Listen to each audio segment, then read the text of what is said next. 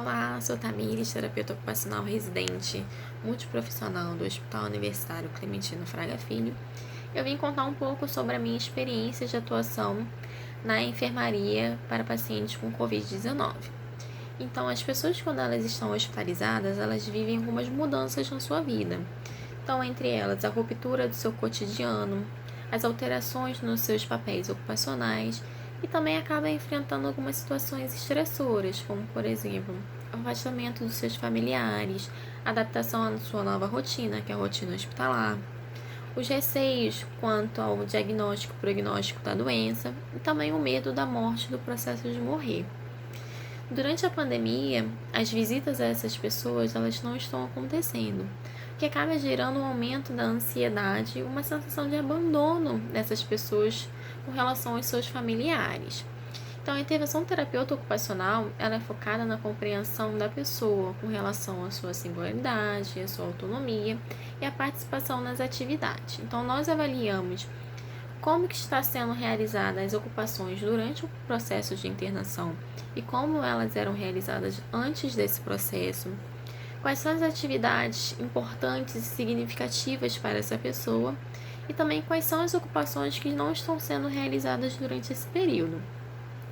Então, realizamos inicialmente uma avaliação no perfil ocupacional para poder identificar quais são os papéis ocupacionais exercidos por essa pessoa e poder mantê-los durante a hospitalização, e também realizamos a avaliação do desempenho ocupacional para poder melhorar tanto a autonomia quanto a independência dessas pessoas nas suas atividades, até o processo de alta e o pós-alta.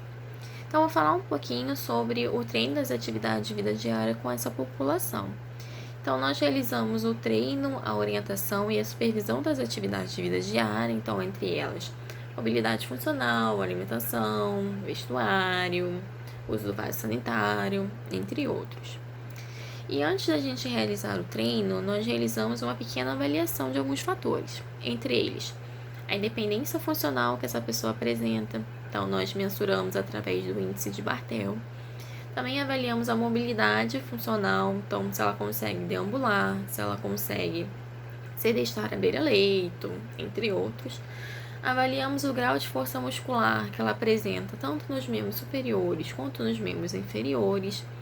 Avaliamos também os sinais vitais antes, durante e após a nossa intervenção, para poder mensurar como aquela pessoa está. Então, nós avaliamos a pressão arterial, a frequência cardíaca, a frequência respiratória e a saturação de oxigênio.